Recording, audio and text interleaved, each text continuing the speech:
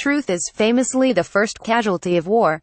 Misinformation aimed at discombobulating the enemy, military cover-ups of the cockups or cruelties by friendly troops, and a decent dose of propaganda for the doubting public back home all have a role to play in successful warfare. Britain is not at war though, or at least not in Yemen. The conflict there rages on, with the violence, wounded and dead increasingly eclipsed by the twin threats of mass starvation and a raging cholera epidemic.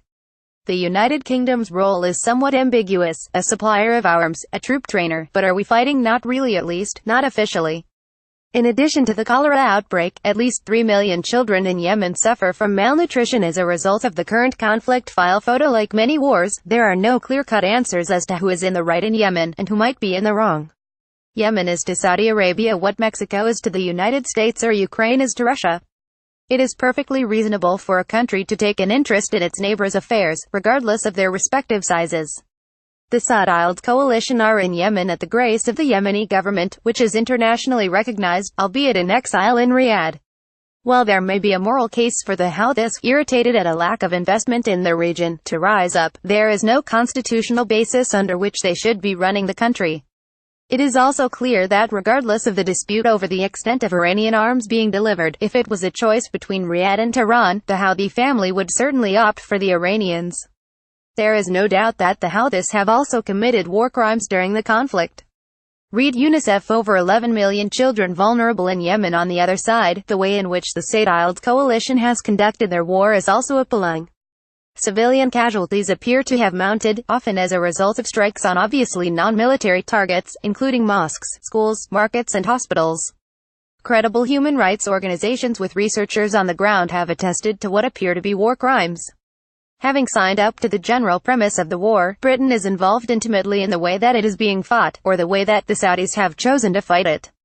This, perhaps, explains the reticence of Her Majesty's government in Whitehall to tell the truth about our involvement. The latest such lie to be told has now been revealed by the Mail on Sunday.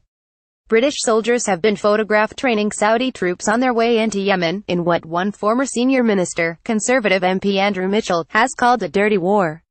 In addition, British advisors are in the coalition headquarters, where airstrikes are planned, and so the attacks on mosques and schools are being done with Britain's knowledge, if not actual complicity. This is not the first time that the truth has been absent from the British government narrative on the Yemen war. In July 2016, a mortifying series of retractions had to be made to the House of Commons after it became clear that the Foreign Office was not certain whether war crimes were being committed.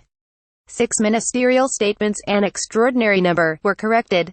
In February, the then Foreign Secretary and now Chancellor of the Exchequer, Philip Hammond, had said, "We have assessed that there has not been a breach of international humanitarian law by the coalition."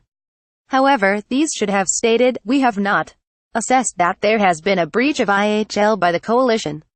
Read more. UK complicit in promoting famine in Yemen, says ex-minister. The British government's economy with the truth doesn't matter much when it comes to winning votes. In an incredible failure of the media, more than half of the British public are unaware that Britain is helping to fight the war in Yemen. There is such little political capital in opposing the war that even the anti-war candidate and leader of Her Majesty's opposition, the Labour Party's Jeremy Corbyn MP, has been relatively mute on the issue. Is Britain playing the part in Yemen that Putin has in Syria? As I have argued previously, in retrospect, I have considered briefly that my statement went a touch too far, but looking at the ancillary effects of the war in Yemen, the moral case for withdrawing British support completely is growing. It is not just about civilian casualties from airstrikes, it is also about cholera. Saudi quagmire in Yemen. Cartoon lit. Middle East Monitor. Cholera is a horrific bacterial disease that can kill a healthy person in hours, much like someone severely injured from an airstrike. It does this by draining the body of fluids, through severe diarrhea. Needless to say, it is not a pleasant way to die. You can lose approximately 10% of your body weight in your final hours. You will go into shock, experience severe muscle cramps, and possibly lose so much blood pressure you just die. Children can suffer seizures or go straight into a coma. Read. The siege of Yemen is at the behest of Saudi Arabia with Arab and international collusion. The cholera outbreak in Yemen is the largest in history. Last month, the millionth case was diagnosed. That is a death toll that both the Houthis, the Saudi coalition and Britain now need to take into account, as they consider whether to continue this essentially pointless war. There is not even a popularity boon for Mohammed bin Salman in continuing the fighting, because the Saudi press has largely fallen silent on developments in Yemen. This is in stark contrast to how the war was reported at the beginning, which felt like a patriotic Hollywood, starring MBS lunching with the troops. Truth may well be the first casualty of war, but what happens when nobody knows that the war is being fought? That appears to be the case in both Saudi Arabia and Britain. What happens when there is no declaration of war between the nations on the ground, if complex coalitions are formed instead and their enemies are sub-state actors? So many questions are demanding answers, but if you have cholera, none of them matter. All that you know is that the war needs to end. Now.